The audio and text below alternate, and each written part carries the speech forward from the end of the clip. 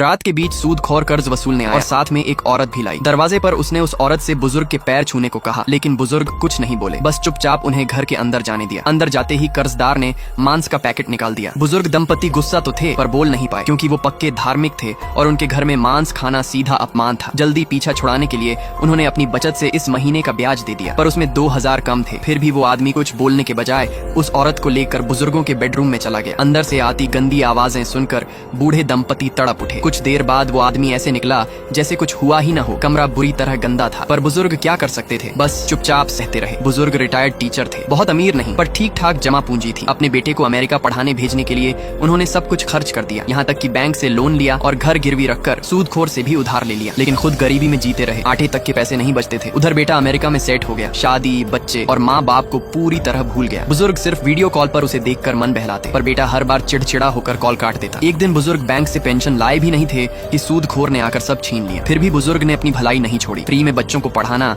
पैसे जोड़कर उनके बर्थडे मनाना, सब जारी रखा। लेकिन परेशानियां खत्म होने का नाम नहीं ले रही थी। एक दिन कर्जदार फिर आया और इस बार उसने पैसे नहीं मांगे, बल्कि घर खरीदने की बात करने लगा ताकि कर्ज उतर जाए और बुजुर्ग चैन से जी ले। तभी उसने कमरे में पड़ रही एक लड़की को देखा। बुजुर्ग ने जल्दी से उसे बाहर भेजना चाहा, पर कर्जदार ने उसे रोककर घूरते हुए पैसे थमा दिए। बुजुर्ग सब समझ गए पर कुछ कर नहीं सके। उन्होंने पुलिस में शिकायत करने की सोची, लेकिन थाने पहुंचते ही देखा कि वही आदमी पुलिस ऑफिस में बैठा है। उल्टा वो बुजुर्ग को धमकी देकर बोला, जाओ जितनी शिकायत करनी है कर लो। रात को वो फिर घर आ गया। आते ही बुजुर्ग को थप्पड़ मारकर जमीन पर गिरा दिया। उसने धमकाया, अगर फिर शिकायत की तो जिंदगी नर्क बना देगा। फिर बोला, 4 महीने का ब्याज माफ कर दूंगा, बस कल वाली लड़की को एक रात भेज देना। ये सुनकर बुजुर्ग के सब्र का बांध टूट गया। उन्होंने पास रखा स्क्रू ड्राइवर उसकी गर्दन में घोंप दिया। आदमी कुछ ही सेकंड में मर गया। अचानक घर की लाइट चली गई, कमरे में अंधेरा छा गया और बुजुर्ग की जिंदगी भी उसी अंधेरे में डूब गई। इसी बीच उनकी पत्नी मंदिर से लौटी। कमरे का हाल देखकर वो वहीं गिर पड़ी। बुजुर्ग घबराकर उन्हें संभालने लगे, पर जमीन पर पड़ी लाश को देखकर उनके कदम फिर रुक गए। बूढ़ा आदमी लाश के चारों ओर पुराने अखबार बिछा रहा था ताकि खून फैल न जाए। फिर उसने कुल्हाड़ी उठाई, 2-3 बार नापतौल किया, लेकिन उसे तरीका ठीक नहीं लगा। उसने स्टील की आरी पकड़ी और पैर से काटना शुरू कर दिया। बाहर आरी की डरावनी आवाज सुनकर अंदर बैठी उसकी पत्नी सांस तक नहीं ले पा रही थी। उसे समझ नहीं आ रहा था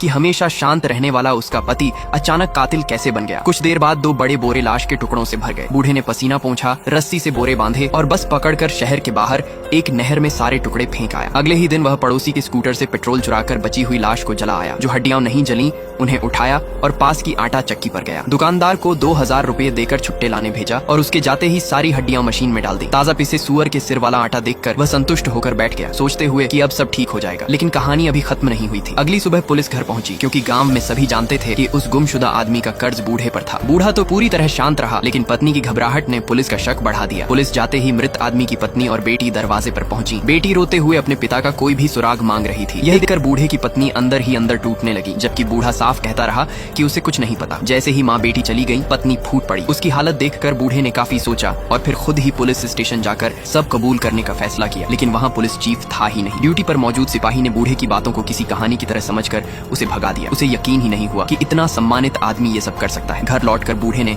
आखिरकार पत्नी को सच बताया। वह आदमी कोई मासूम नहीं था। वह एक बच्ची के साथ भयानक काम करने की सोच रहा था। ये सुनकर पत्नी को एहसास हुआ कि उसने अपने पति को गलत समझा था। अगले दिन पुलिस चीफ ने बूढ़े को बुलाया, लेकिन इस बार बूढ़ा चुप रहा। उसने सब कुछ नकार दिया। सबूत न होने की वजह से पुलिस उसे छोड़नी पड़ी। लेकिन स्टेशन से बाहर निकलते ही कुछ लोग उसे उठाकर एक सुनसान जगह ले गए। वहाँ उसने पहली बार असली कर्जदार को देखा। पता चला कि जिसे बूढ़े ने मारा था वह तो बस एक छोटा गुंडा था। असली बॉस तो सामने खड़ा था। उसने साफ कह दिया, आदमी गायब हुआ तो क्या हुआ, कर्ज पूरा का पूरा चाहिए। 3 दिन में पैसे दो वरना घर उठवा लूंगा। अब बूढ़े के पास कोई रास्ता नहीं बचा। मजबूरी में उसने अमेरिका में रहने वाले अपने बेटे से मदद मांगने का फैसला किया।